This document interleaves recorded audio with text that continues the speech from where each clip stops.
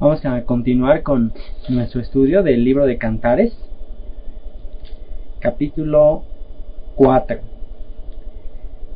El título del capítulo 4 es Detalles bellos del pueblo de Dios, detalles bellos de Israel. Y hasta ahorita todo lo que hemos estado estudiando tiene que ver con los detalles de la belleza que Dios aprecia acerca de su pueblo Israel, pero en términos generales. A partir del capítulo 4 ya va a especificar mucho más el Señor cuáles son los aspectos que Él aprecia tanto en su pueblo. Y comenzando en el verso 1, hablando el Señor, dice: He aquí que tú eres hermosa, amiga mía. He aquí que tú eres hermosa. Tus ojos entre tus guedejas como de paloma. Esta palabra guedejas es la palabra velo. Entonces lo que le está diciendo, tus ojos entre tus guedejas o detrás de tu velo como de paloma. Y los ojos en este sentido, en forma alegórica en este pasaje, tiene que ver con aquellos que son guías espirituales. Los ojos representan a los guías espirituales de Israel. Esto es a los profetas, esto es a sus patriarcas, esto es a sus maestros de Biblia. Y le dice: tus ojos, tus guías, tus maestros de la escritura entre tus guedejas, o sea, detrás de tu velo, aquellos que le enseñan a los simples, a los sencillos, son como paloma, son como ojos de paloma. ¿Cuál es la característica de una paloma? Una paloma, la característica principal es la sencillez, es la fragilidad, la gentileza, y todos estos son aspectos básicos para poder ser buenos ojos, para poder ser buenos guías, para poder ser eficaces a la hora de enseñar. Es muy importante tener la sencillez, la humildad, la mansedumbre de una paloma, la ternura de una paloma. El libro de Proverbios dice que el sabio endulza o adorna sus palabras. No nada más se trata de enseñar de una manera impaciente, de una manera brusca. Aún la sabiduría es necesario proporcionarla, pero de una manera sencilla, tierna. Jesús le dijo a sus discípulos que los iba a enviar entre lobos rapaces, que los iba a enviar a predicar entre lobos rapaces, y les dio una instrucción que tiene que ver con este mismo principio. Y les dijo: sean sencillos como palomas, pero también sean prudentes como serpientes, sean sagaces, sean hábiles, sean cuidadosos como una serpiente. Y es un atributo que el Señor está exaltando de parte de su pueblo, acerca de los guías o líderes espirituales, acerca de estos guías que son como ojos de paloma, son tiernos, son nobles a la hora de enseñar. Tus cabellos como manada de cabras. Los cabellos, alegóricamente en este canto de Cantar de los Cantares, es una alegoría a los habitantes más insignificantes aparentemente del pueblo de Israel. En los cabellos, pues uno no tiene quizás tanto cuidado en que se le caiga un cabello o dos cabellos. Sin embargo, para el Señor, aún cada cabello de nuestra cabeza está contado. Para el Señor, nada, absolutamente ningún detalle de nuestro cuerpo está ahí de sobra. Y en este sentido, los cabellos a los que se refiere en forma alegórica, se refiere a las personas que aparentemente son más indignas del pueblo de Dios. Sin embargo, el Señor les dice: tus cabellos, o sea, estos habitantes que aparentemente son indignos, son como manada de cabras. Una característica de las cabras es que son rebeldes. Las cabras son rebeldes. La cabra el cabrito era un animal que se utilizaba en la ofrenda por el pecado, por la culpa. Era una ofrenda que tenía que ver con rebelión, con pecado de rebelión. Y está hablando de estos habitantes con una característica de rebelión, y es muy lindo lo que expresa aquí el Señor. Dice que estos habitantes que tienen estas características de rebelión, de que se recuestan en las laderas de Galaad, o sea, son semejantes a Dios como las que se recuestan en las laderas de Galaad. Galaad es el lugar donde Jacob, mientras huía de su suegro Labán, es el lugar a donde llegó cuando estaba huyendo de su suegro Labán. Y en otras palabras, en forma alegórica, lo que eso está diciendo es que para mí tus peores habitantes, aquellos que son rebeldes, para mí son tan preciados como Jacob mismo cuando él huía de Labán. La advertencia que le da Dios a Labán cuando iba en persecución de Jacob fue que tuviera cuidado con su siervo Jacob, que no le fuera a hablar descomedidamente, que no le fuera a hablar de una manera áspera. ¿Por qué? Porque los ojos del Señor estaban sobre Jacob, cuidándole. Y esto nos habla de la ternura del Señor, de su misericordia con lo más bajo. El Señor siempre va a tener compasión, siempre va a tener misericordia de los que están enfermos, de los rebeldes, de los descarriados. Y así como Él tuvo cuidado, como Él tuvo compasión de una persona justa como Jacob, de la misma manera Él tiene un sumo aprecio y una gran compasión por aquellos que son rebeldes, como las cabras que se recuestan en las laderas de Galaad. Tus dientes como manadas de ovejas trasquiladas que suben del lavadero. Y aquí los dientes como manadas de ovejas trasquiladas que suben del lavadero, unos dientes que aquí se representan en forma alegórica como muy limpios, como muy ordenados, pues nos habla una dentadura limpia, ordenada, de tres cosas específicas. Nos habla de blancura, nos habla de orden y nos habla de plenitud. Esto quiere decir que Dios a cada uno de los habitantes de Israel los ve blancos, ordenados y completos. ¿Cómo es posible que Dios pueda ver a su pueblo, que pues a lo largo de la historia lo podemos ver en la actualidad? ¿Cómo puede ver a su pueblo que no siempre ha mantenido la fe, no siempre ha perseverado, que en muchas ocasiones lo vemos a través de las historias del Éxodo y todo eso, muchas veces cayeron una y otra vez en pecado? ¿Por qué es que Dios puede referirse a su pueblo de esta manera tan linda? La única razón por la cual podemos justificar este hecho es al considerar la misericordia, la compasión de Dios y sobre todo la mirada de amor. Es como el típico dicho que se usa para describir el amor de los padres o el amor de la mamá, al decir que tiene amor de cuervo. O sea que pues siempre la mamá va a ver a sus hijitos como lo máximo, ¿no? Aunque sean feos, aunque estén desordenados, lo que sea, siempre una mamá, siempre un papá va a tratar de justificar a sus hijos. De la misma manera, Dios siempre va a ver a su pueblo como blancos, sin mancha, ordenados y completos. Y esto solamente es posible por medio de aquel que se hizo inocente y aquel que con su justicia vistió a su pueblo de esa misma justicia. Es por eso que Dios nos puede ver no como será, sino como llegaremos a ser. Dios, en el ámbito de la eternidad, ya nos ve como vamos a llegar a ser, completos en el Señor, irreprensibles, sin mancha, plenos, totalmente maduros en el Señor. Es uno de los aspectos que el Señor contempla en su pueblo. Y dice precisamente con respecto a este orden, esta plenitud, esta blancura, dice que todo es fructífero. Dice ahí mismo en el versículo 2, todas con crías gemelas y ninguna entre ellas estéril. ¿Qué quiere decir? El pueblo para Dios es fructífero. ¿Qué quiere decir esto?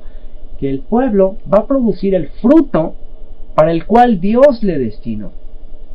Independientemente de sus transgresiones, aún en medio de sus pecados, Dios es capaz de enderezar sus veredas y Dios es aún capaz de utilizar los mismos errores de su pueblo para traer bendición a las naciones. Este es uno de los aspectos más profundos y más maravillosos acerca del plan de redención de Dios al mundo entero, que Él utilizaría los pecados, el pecado, la rebelión de su pueblo. ¿Para qué? Para traer la redención a las naciones. En el capítulo 11 de la carta a los Romanos, el apóstol Pablo dice que Dios endureció en parte al pueblo de Israel, esto es a los gobernantes de Israel. ¿Para qué? para traer la salvación a todas las naciones. Cuando los gobernantes de Israel rechazaron al Mesías sufriente, a partir de ese momento se abrió una puerta de salvación a las naciones gentiles. Y Dios sujeta desobediencia a los líderes de Israel, a los gobernantes de Israel, con el fin de salvar a las naciones. O sea que aún en la desobediencia a los líderes de Israel, produjo un fruto de salvación para todas las demás naciones gentiles. Y una vez que el Señor haya tenido misericordia de todas las naciones, entonces tendrá misericordia también de los líderes y del pueblo de Israel, para que al final Dios haya tenido misericordia de todos. Son grandiosos los planes de Dios, son maravillosos, son más allá de nuestro intelecto, y de eso habla precisamente. Estos son los atributos de este pueblo que va a producir fruto. ¿Por qué es que el pueblo de Israel produce fruto aunque no quiera? ¿Por qué? Porque la raíz del pueblo de Israel es Dios mismo, quien sustenta a Israel, la roca que sustenta al pueblo de Dios, pues es Dios mismo, y Dios no puede mentir. Dios permanece fiel aunque nosotros seamos infieles, porque Él no puede negarse a sí mismo. Verso 3: tus labios como hilo de grana, y tu habla hermosa. Y aquí se refleja la manera en que Dios iba a fructificar al pueblo, a su pueblo, al pueblo de Israel. En el verso 3 dice: tus labios como hilo de grana. ¿Qué es lo que sale de los labios de este pueblo? Como hilo de grana. ¿Qué representa el hilo de grana? Si recordamos la historia en la cual van los espías ahí a la ciudad de Jericó, van a espiar este lugar cuando Josué está a punto de entrar a conquistar la ciudad. Ustedes recuerdan a esta mujer extranjera, Rahab, que pues era una ramera, era una prostituta. Esto tiene mucho que ver simbólicamente con las tribus de Israel que apostatarían de la fe, lo que el profeta Oseas habla acerca de las tribus de Israel que se convirtieron en una ramera. Bueno, Rahab es un símbolo de estas tribus de Israel que se convirtieron en extranjeras, dejarían de ser pueblo de Dios, y que al estar ahí en esta ciudad, ella pide a estos espías ser redimida, ser rescatada junto con su familia, y ellos le dicen que ponga una señal en la ventana de su casa para que cuando conquisten la ciudad, ellos al ver el hilo de grana puedan rescatarla a ella y a su familia. Ese hilo de grana, ese hilo color rojo, es un símbolo también de la sangre derramada del Mesías, de la sangre derramada del Cordero de Dios que quita el pecado del mundo, por el cual todos aquellos que vivimos una vida como de una ramera, que nos hemos apartado del Dios verdadero, del Creador, tras nuestros ídolos, tras nuestros propios intereses, a través de la predicación de los labios del pueblo de Israel, Jesús dijo: la salvación viene de los judíos, y a través de ese Mesías que por medio de la carne surge del pueblo de Israel, nosotros podíamos ser salvados de la ira venidera, nosotros podíamos ser injertados al pueblo de Dios. Y eso es uno de los aspectos que Dios está alabando, exaltando acerca de su pueblo. Tus labios. ¿Por qué tus labios? Porque de esos labios viene la predicación del mensaje de salvación. Toda la Biblia es un mensaje que fue inspirado al pueblo de Dios, al pueblo de Israel. Las palabras escritas en la Biblia fueron inspiradas, de ellos vienen, pues ellos han preservado la escritura, y esta salvación viene del pueblo de Israel, y de ellos viene también esta esperanza, esta promesa de esa sangre simbolizada en el hilo de grana, en la ventana de Rahab. Y hay un pasaje muy interesante en el Salmo 22, cuando el rey David habla proféticamente acerca de un hecho que todavía ni siquiera se inventaba en la época de David, que es la muerte por crucifixión.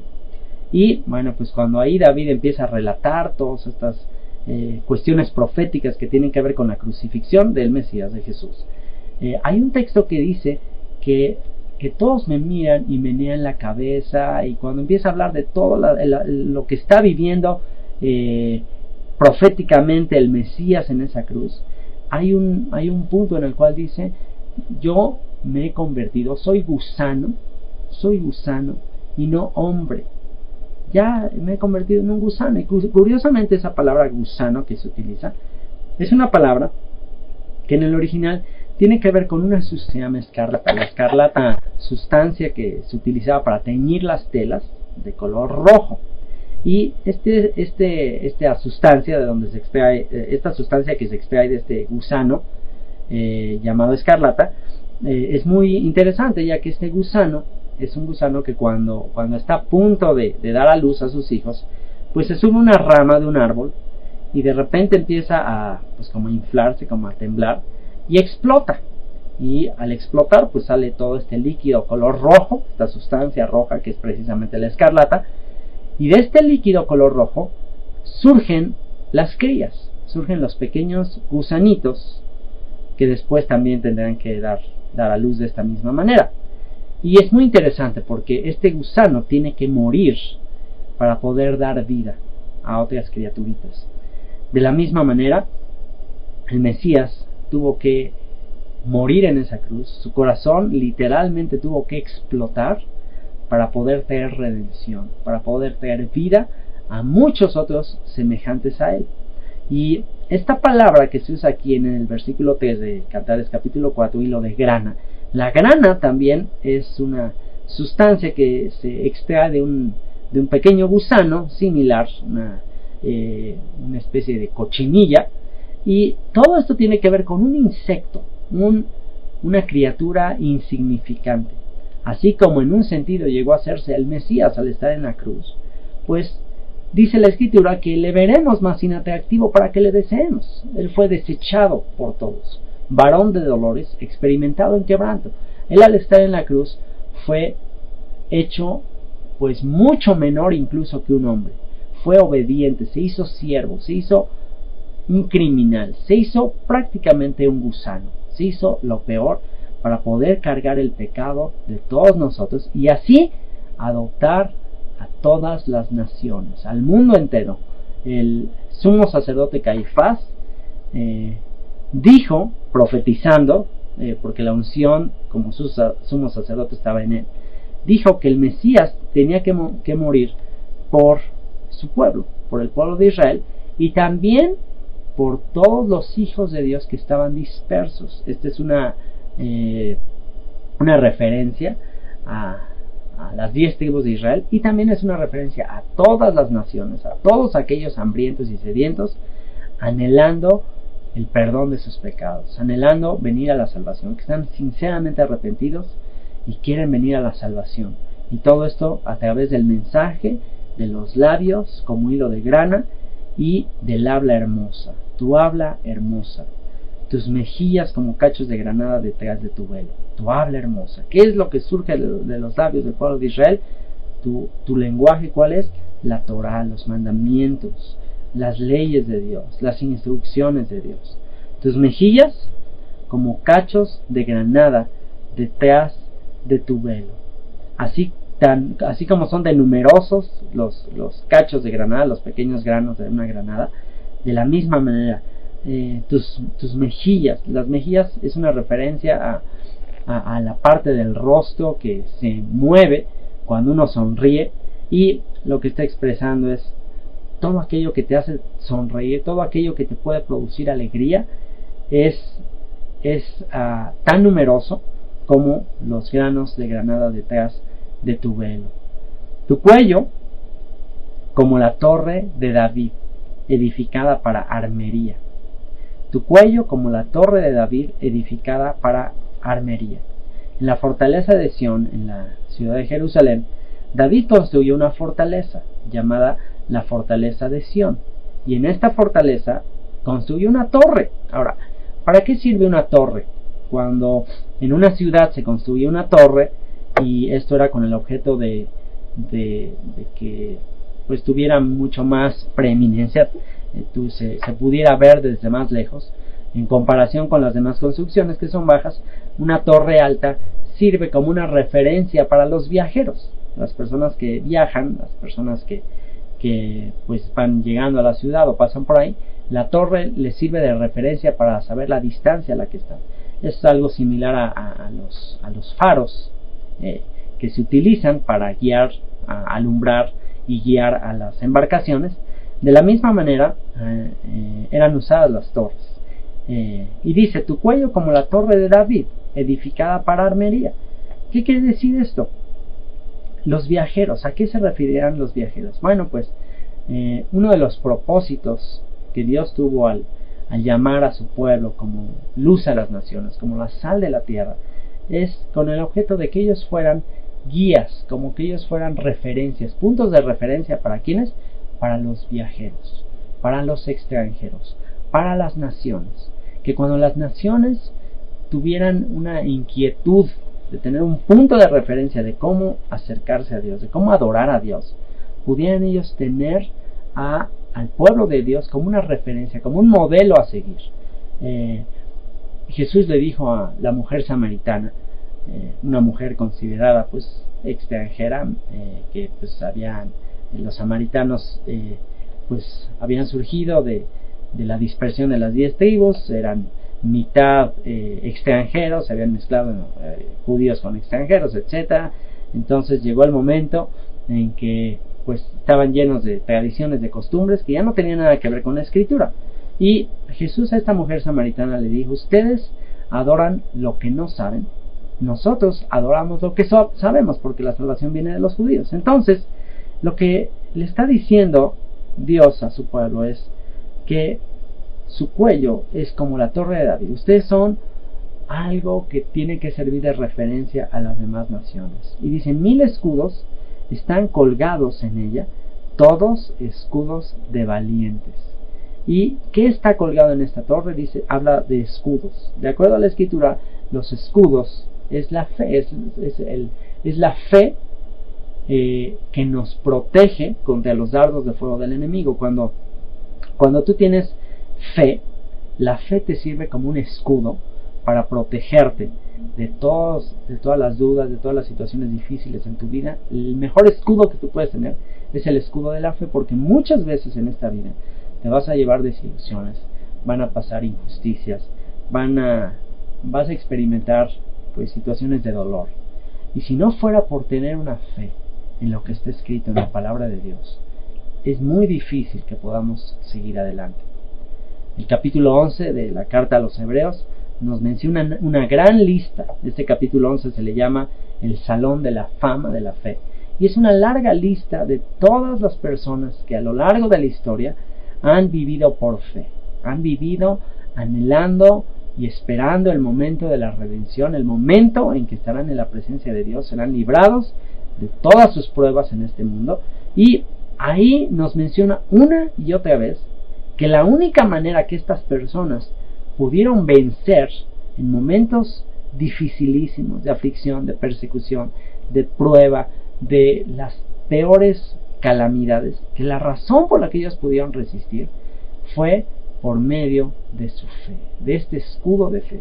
Así que, ¿qué es lo que a nosotros como viajeros, como extranjeros, como peregrinos nos debe guiar en nuestro paso por este mundo?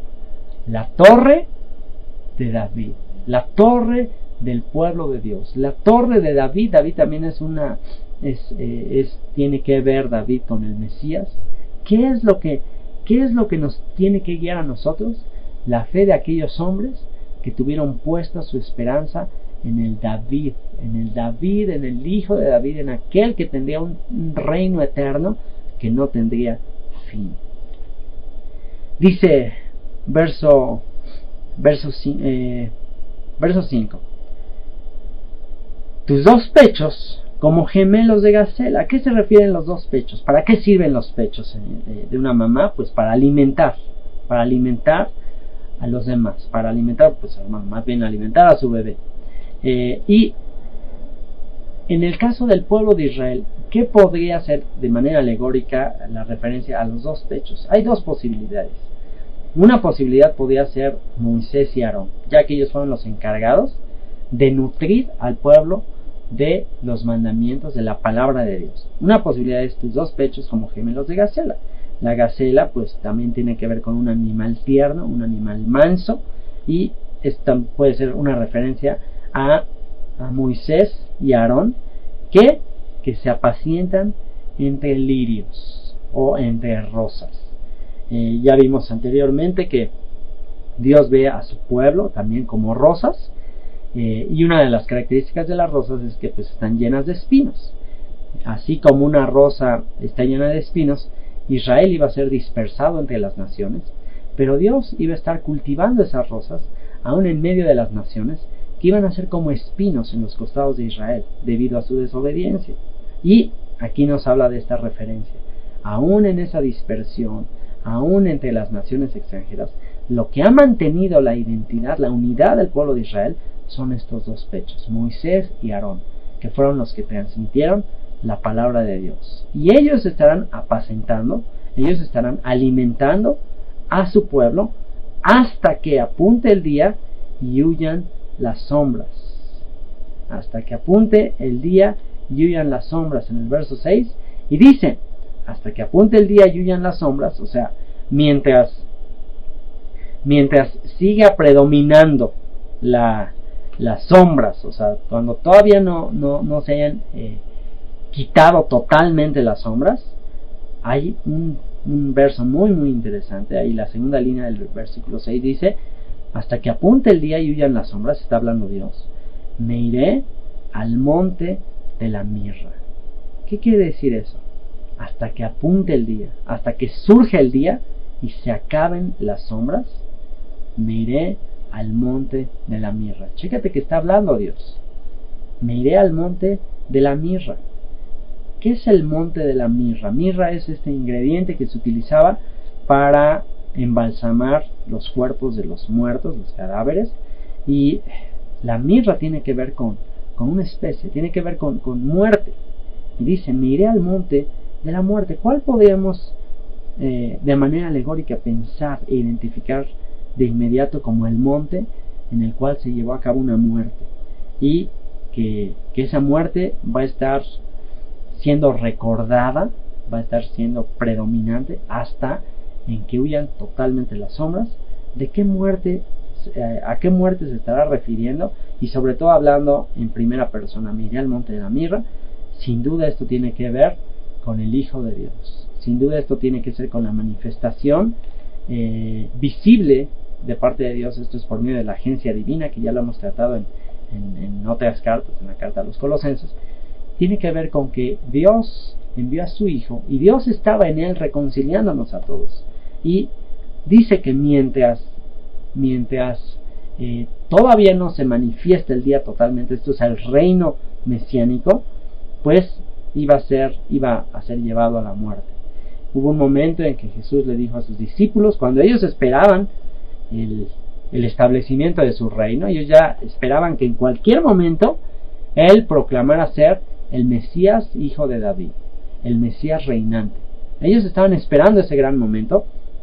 Sin embargo, Jesús les dio una noticia pues bastante inesperada para ellos, ya que de cada 10 profecías en el Antiguo Testamento que hablan acerca del Mesías, 7 tienen que ver con el Mesías hijo de David, con el Mesías que va a reinar, el Mesías que va a traer la paz al mundo, el Mesías que va a establecer pues la palabra de Dios en todas las naciones.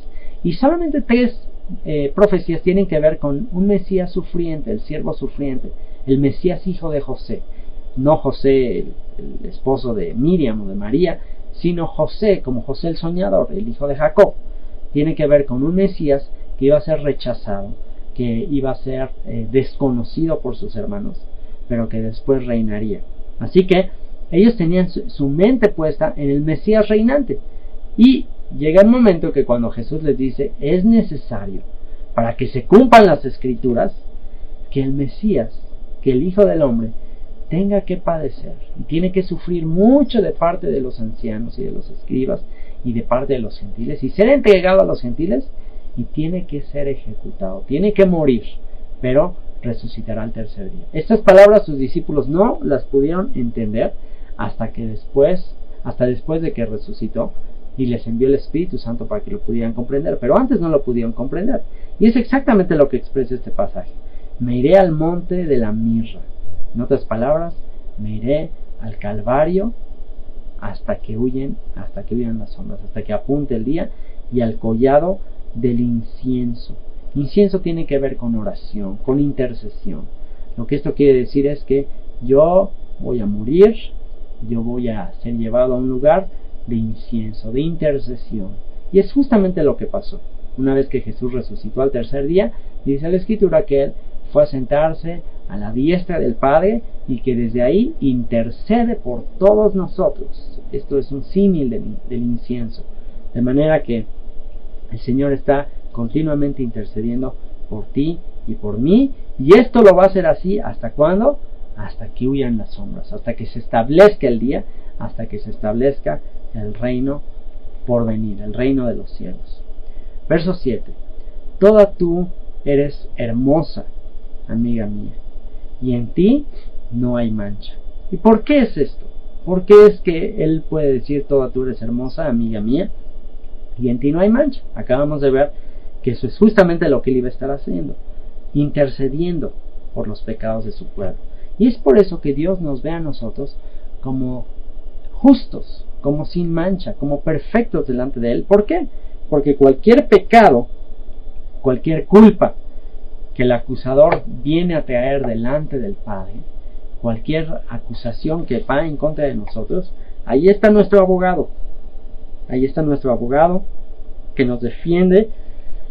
Ahí está nuestro abogado que nos presenta delante de su Padre como irreprensibles, como sin mancha, como perfectos delante de Él. Verso 8. Ven conmigo desde el Líbano, oh esposa mía, ven conmigo desde el Líbano. Y aquí hay una repetición en el versículo 8. Ven conmigo desde el Líbano, esposa mía, ven conmigo desde el Líbano. No es una repetición que se trata de hablar desde el mismo lugar, sino es como una ida y vuelta. ¿Qué quiere decir? Ven conmigo desde el Líbano, quiere decir, el Líbano es una referencia al templo, ya que pues la mayor parte del templo fue construida de madera que fue traída por Salomón desde el Líbano, una madera muy muy fina, muy especial. Y a lo que esto está haciendo referencia es, ven conmigo desde el Líbano, o sea, desde ese templo, ven conmigo. ¿A dónde? ¿A dónde fue llevado Israel una vez que tuvo su templo? Después de unos años de estar ahí en el templo. ¿Qué pasó después del reinado de Salomón? Pues Israel cayó en apostasía. Primero las 10 tribus, después las 2 tribus restantes, Judá, cayeron en apostasía. El juicio final vino de Dios por medio del imperio de Babilonia. Fue destruido el templo y los judíos fueron exiliados a Babilonia. Y lo que esto está expresando es, ven conmigo desde el Líbano, desde ahí, desde donde vas a ser expulsado, ven conmigo, porque yo aún en el exilio no te voy a olvidar. Aún en la diáspora, aún en la dispersión, aunque sea hasta los últimos rincones de la tierra, dijo el Señor, yo nunca me voy a olvidar de ti. Esto es un mensaje hermoso para ti que te sientes lejos del Señor, para ti que sientes que tu pecado ya te ha llevado demasiado lejos. Quiero que sepas una cosa: no puedes estar tan lejos que el Señor no te alcance. No hay un lugar tan lejano al cual el Señor no pueda llegar y al cual el Señor no pueda alcanzar con su compasión, con su amor y con su misericordia. Así que aunque estés en el último rincón de la tierra, no importa cuánto hayas corrido, no importa cuánto te hayas alejado, el Señor va a ir hasta allá a traerte de vuelta. ¿Quién de nosotros, dijo el Señor, si teniendo 100 ovejas se le extraviare una, no dejará las 99 e irá a recoger a esa oveja descarriada y la traerá con él? Y una vez que la encuentra, se va a gozar mucho más por esa ovejita que por las 99 que no se descarriaron. De la misma manera, el Señor le está diciendo a su pueblo, ven conmigo desde el Líbano, oh esposa mía. Yo voy a ir contigo desde el templo, desde el Líbano, y después viene el regreso. Y te voy a traer de regreso otra vez a tu santo templo. Ven conmigo desde el Líbano. Mira desde la cumbre de Amaná. Este es un monte al norte de Israel, que es pues un monte que se notaba desde la parte norte de Israel cuando estaban siendo llevados cautivos rumbo a Asiria. Lo que le está diciendo es, mira desde la cumbre de Amaná. ¿Qué quiere decir esto? Ten fe. Cuando vayas en el exilio, no pierdas la fe. Mira, considera, espera en mí, yo te voy a redimir. Mira desde la cumbre de Amaná, desde la cumbre de Senir y de Hermón. Esta palabra Senir un significado en el original pues que se presta a muchas controversias, no se sabe exactamente qué significa. Podía significar nieve, podía significar la cumbre llena de nieve del monte Hermón. El monte Hermón es también una monte que está al norte de Israel, y pues tiene que ver también con el primer exilio de Israel. Y dice: mira ahí desde las guaridas de los leones, desde los montes de los leopardos. Allí ten fe, considera aún en ese exilio que vas siendo llevado, ten fe en que yo te voy a redimir un día. Verso 9: prendiste mi corazón. Y aquí está la razón por la que Dios le promete que le va a redimir, que le va a rescatar del exilio a su pueblo. Y dice: ¿por qué? Verso 9: prendiste mi corazón. Esto es, me conquistaste, me cautivaste. Hermana, esposa mía, tú eres mi esposa, le dice el Señor. ¿En qué momento Dios se casó con su pueblo? En Sinaí. En Sinaí Dios se casó con su pueblo. Dios le entregó la ketubá, o el contrato matrimonial, que son los mandamientos que Moisés le dio al pueblo. Ahí Dios se casó con su pueblo. Le dice: prendiste mi corazón, hermana, esposa mía, has apresado mi corazón con uno de tus ojos, como una gargantilla de tu cuello. Y habla de una gargantilla de su cuello. En Proverbios 1:9 nos habla acerca de los mandamientos de Dios, y le dice que los aten a su corazón, que los pongan como collares en su cuello. Esto es la misma palabra, gargantilla. O sea que cada mandamiento que cumplimos es como una joya, como un collar que nos ponemos en el cuello. Y dice que conquistó el corazón de Dios uno de sus ojos. Ya vimos previamente que los ojos son los guías espirituales del pueblo de Dios, y también puede ser una referencia a los patriarcas. Y aquí está diciendo algo muy interesante: con uno de tus ojos, o con uno de tus líderes o guías espirituales, con una gargantilla de tu cuello, o sea, con un mandamiento que obedeció uno de los líderes de tu pueblo, me apresaste mi corazón, me conquistaste. Por medio del mandamiento que cumplió uno de estos líderes, me conquistaste. ¿Cuál fue el mandamiento que cumplió un líder del pueblo de Israel? De hecho, de quien surge el pueblo de Israel, que por ese mandamiento Dios le juró por sí mismo que le multiplicaría, que le hacía fructífero y que bendeciría todas las naciones por medio de él. ¿Quién fue este hombre que apresó el corazón de Dios por esta razón? Nada menos que Abraham. Abraham conquistó a Dios. Abraham se ganó el amor de Dios, obviamente por la misericordia de Dios, por la compasión de Dios, pero Abraham cautivó el corazón de Dios cuando estuvo dispuesto a sacrificar todo, aún a su propio hijo, su único hijo, por amor a Dios. Y este mismo amor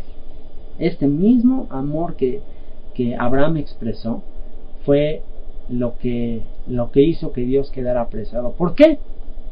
Esta palabra amor en ese pasaje de Génesis es la primera vez que aparece en el texto del Antiguo Testamento, y tiene que ver con algo muy significativo. ¿Por qué fue apresado el corazón de Dios? Por medio de la obediencia a este mandamiento que Abraham tuvo. Porque precisamente al cumplir ese mandamiento, él puede comprender el mensaje de salvación para toda la humanidad. Así como Abraham, por amor a Dios, estuvo dispuesto a sacrificar a su único hijo, de la misma manera, el Dios, creador del universo, por amor a Abraham y a su descendencia, estuvo dispuesto a sacrificar a su único hijo en esa cruz. Y es lo que dice: prendiste mi corazón, hermana, esposa mía, has apresado mi corazón con uno de tus ojos, con una gargantilla de tu cuello. Verso 10: cuán hermosos son tus amores, hermana, esposa mía, cuánto mejores que el vino tus amores. Cuán hermosos son tus amores, hermana, esposa mía, cuánto mejores que el vino tus amores. El vino lo podemos traducir como uno de los elementos que en la actualidad se usan más, o que por todos los tiempos se han utilizado, como un símbolo de placer, de gozo.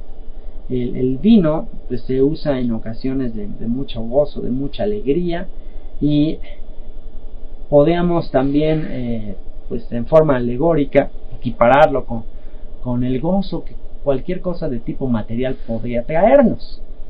Sin embargo, aquí Dios está expresando que el gozo producido por el vino es incomparable, o sea, no tiene nada que ver con el gozo producido por el amor de su pueblo. En otras palabras, todo el gozo que le puede producir a Dios la creación no se compara con el gozo del amor producido por su pueblo. Dios creó el mundo, Dios creó el universo con un solo propósito, con el propósito de dar, con el propósito de mostrar su amor a las criaturas depositarias de este amor, esto es al ser humano. Dios creó al mundo para dar, de manera que todas las cosas materiales no se comparan con el amor que Dios experimenta con su pueblo. La Biblia, el mensaje central de este libro de libros, el mensaje central de la Biblia es el amor de Dios. De hecho, muy pocos capítulos de la Escritura tratan acerca de la creación, de las cosas materiales, acerca de la creación del universo. Muy pocos capítulos tratan de eso, algunos capítulos en Génesis, otros por ahí en Isaías, en Job, algunos. En realidad, muy pocos capítulos hablan de la materia, de la creación de la materia, del espacio, del tiempo. El mensaje de mensajes, lo que ocupa todas las páginas de la Biblia, es el mensaje del amor de Dios por la humanidad. Y la respuesta de esta humanidad, cuando la humanidad esté lista para responder al amor de Dios, es cuando culmina la historia. ¿En qué momento va a culminar la historia? En el momento que el ser humano reaccione ante el amor de Dios y se manifieste totalmente el plan de redención y de rescate de Dios para toda la humanidad. Cuánto mejores que el vino son tus amores, y el olor de tus ungüentos que todas las especias aromáticas. El olor de tus ungüentos. Los ungüentos también son un símbolo, una alegoría de las oraciones. En el libro de Apocalipsis nos habla de que cuando nosotros oramos, nuestras oraciones suben como incienso hasta la presencia de Dios. Y lo que está expresando el Señor es, ¿sabes qué? Cuando tú oras, cuando ustedes oran, esas oraciones suben a mí, hasta mi presencia, y son más agradables esas oraciones, esos ungüentos, que todas las especias aromáticas, que los mejores perfumes. No hay nada que a Dios más le satisfaga que las oraciones de su pueblo. Por eso es tan importante ese tiempo de intimidad con Él. No hay momento en que más se puede expresar el amor, la intimidad con Dios, que en esos momentos en que expresamos nuestras oraciones como olores de ungüentos. Como panal de miel destilan tus labios, oh esposa. Miel y leche hay debajo de tu lengua, y el olor de tus vestidos como el olor del Líbano. Aquí nos habla de dos aspectos. Nos habla por un lado del fruto de los labios, semejante a la miel y leche. ¿En qué momento la Escritura habla de miel y leche? ¿Y cuál es el simbolismo de la miel y leche? El simbolismo de la miel y leche tiene que ver con la palabra de Dios. Tiene que ver con la dulzura de la palabra de Dios. Y otra de las cosas que deleitan a Dios, aparte de las oraciones, es la palabra de Dios, su palabra en nuestros labios. Es como miel, es como leche. ¿Para quiénes? Para las demás personas. Cuando nosotros hablamos la palabra de Dios, estas palabras para las demás personas son como miel, son como leche para un recién nacido. Y dice, miel y leche hay debajo de tu lengua, y el olor de tus vestidos. Los vestidos tienen que ver con el carácter, con nuestra manera de ser. El olor de tus vestidos cuando estamos hablando la palabra de Dios, pues es como el olor del Líbano. El Líbano, una vez más, es una referencia al templo. Entonces, lo que aquí está diciendo es, cuando tú oras, cuando tú permaneces en mi palabra, cuando hablas mi palabra, eres como el Líbano, eres como el templo. Y es exactamente lo que dice la Escritura, que nosotros somos el templo de Dios. ¿En qué momento tú puedes cumplir la función para la cual fuiste creado? ¿En qué momento puedes cumplir la función de ser un templo de Dios? Cuando estás hablando la palabra y cuando estás orando. Cuando tú estás hablando la palabra de Dios y cuando estás orando, vienes a ser como un templo. ¿Y cuál era la función del templo? Jesús dijo que mi casa ha de ser llamada casa de oración. El propósito del templo era ser una casa de oración, un lugar de experimentar la presencia de Dios, de estar en comunión con Dios. ¿Pero para quién? ¿Para el pueblo de Israel nada más? No, sino para todas las naciones. Entonces, cuando tú como pueblo de Dios estás en comunión con Dios por medio de la oración y estás meditando en la palabra de Dios y expresándola, y no nada más expresándola con los labios, sino viviéndola en tu carácter, entonces te conviertes en un templo y pueden acudir a ti, puedes ser la luz para alumbrar a las naciones. Huerto cerrado eres, hermana mía, esposa mía, fuente cerrada, fuente sellada. Y esto tiene que ver con el periodo en el cual Dios guardó a su pueblo para que no se asimilara con los demás, para que no se mezclara. El momento en que Dios guardó a su pueblo en Egipto. Y probablemente también podría ser una referencia a la situación actual, en la cual el judaísmo más ortodoxo pues se mantiene cerrado. Esto pues muchas veces no es lo mejor, ya que el propósito de Israel era alumbrar a las naciones. Sin embargo, pues en una manera de autoprotegerse contra la asimilación, pues han adoptado una actitud de aislamiento, de mantener cerradas las puertas. Y podría hacer una referencia a esto. Huerto cerrado eres, hermana mía, esposa mía, fuente cerrada, fuente sellada. Tus renuevos, verso 13, son paraíso de granados, con frutos suaves, de flores, de aleña y nardos, nardo y azafrán, caña aromática y canela, con todos los árboles de incienso, mirra y aloes, con todas las principales especias aromáticas, fuente de huertos, pozo de aguas vivas que corren del Líbano, una vez más del templo. Y pues aquí habla del fruto que va a surgir de este pueblo, los renuevos, lo que va a surgir de todo este pueblo, pues pozos de aguas vivas que van a alimentar, que van a traer vida. ¿Por medio de qué? Por medio de la Torah, por medio de la palabra de Dios. Verso 16: levántate, Aquilón, y ven austro. Levántate, Aquilón, y ven austro. La palabra Aquilón tiene que ver con el viento del norte, y la palabra austro tiene que ver con el viento del sur. Y lo que está diciendo es: levántate, viento del norte, y ven austro, o bien viento del sur, soplad en mi huerto, despréndase sus aromas. Si leemos en Ezequiel 37, ahí vemos el proceso en el que Dios va a restaurar las 12 tribus de Israel. Y pues primero Dios le muestra una visión a Ezequiel, en la cual le muestra un valle de huesos secos, y le muestra que todos esos huesos secos son la casa de Israel, y cómo el Espíritu de Dios empieza a soplar sobre esos huesos, y esos huesos empiezan a tomar forma, se empiezan a recubrir de músculos, de ligamentos, hasta que llega a ser un cuerpo, y después el Señor deposita su Espíritu ahí. Y es justamente lo que está diciendo. Esto es una alegoría al momento en que Dios va a restaurar a su pueblo por medio del viento del Espíritu Santo. Dice: soplad en mi huerto, despréndase sus aromas. ¿Qué sucederá cuando el Espíritu comienza a soplar en su pueblo? Se van a desprender estos aromas que van a traer la redención a todas las naciones.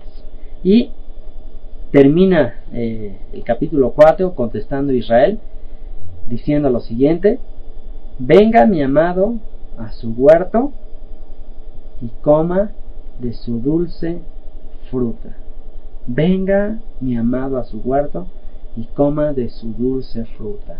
Israel está invitando ahora a su creador a participar del dulce fruto que va a producir, que está a punto de producir. Estamos muy cerca del momento en el que el mundo entero va a ser rescatado de este periodo en el que vivimos de maldad, de pecado. Estamos a punto de ver el momento en el que finalmente vendrá el Mesías a participar del fruto que se ha llevado tanto tiempo en madurar, pero que ya está maduro para la gran cosecha. Que se ha llevado tanto tiempo en madurar, pero que ya está maduro para la gran cosecha.